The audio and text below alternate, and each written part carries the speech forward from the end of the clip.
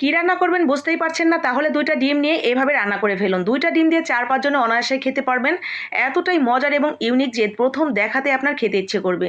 অসম্ভব মজার এই ডিমের তরকারিটা এক পিস নিয়েই আপনি ভাত খেতে পারবেন পরাণ ভরে। তো প্রথমে যেটা করতে হবে, আমি এখানে কিছুটা পুঁই শাক নিয়েছি 4-5টা পাতার মতো। ভালো করে ধুয়ে নিয়ে পাতাটা সুন্দর করে মুড়িয়ে নিয়ে এভাবে কেটে নিয়েছি। অল্প একটু লবণ দিয়ে সুন্দর করে এটাকে মেখে নিয়ে 2টা ডিম দিয়ে সুন্দর করে ফেটিয়ে নিব। জাস্ট এটুকুই দিয়েছি, আমি আর ডিমের মধ্যে কিচ্ছু দিইনি।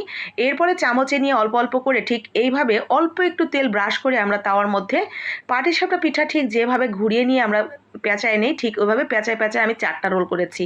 এরপরে সুন্দর করে কেটে আমরা সাইজ করে নিলাম। তেলের উপরে একটু পেঁয়াজ এবং তেজপাতা দিয়ে লাল লাল করে ভেজে তার সাথে আদা রসুন জিরা বাটা, পেঁয়াজ বাটা, মরিচ বাটা এবং হলুদের গুঁড়া, মরিচের গুঁড়া, ধনিয়ার গুঁড়া, স্বাদ মতো লবণ সব কিছু দিয়ে সুন্দর করে আমরা মশলাটা কষিয়ে নিয়ে ডিম দিয়ে অল্প একটু পানি দিয়ে সুন্দর করে মাখা মাখা করে রান্না করে নিয়েছি। ব্যাস, এত বেশি মজার, একদিন বানিয়ে দেখবেন।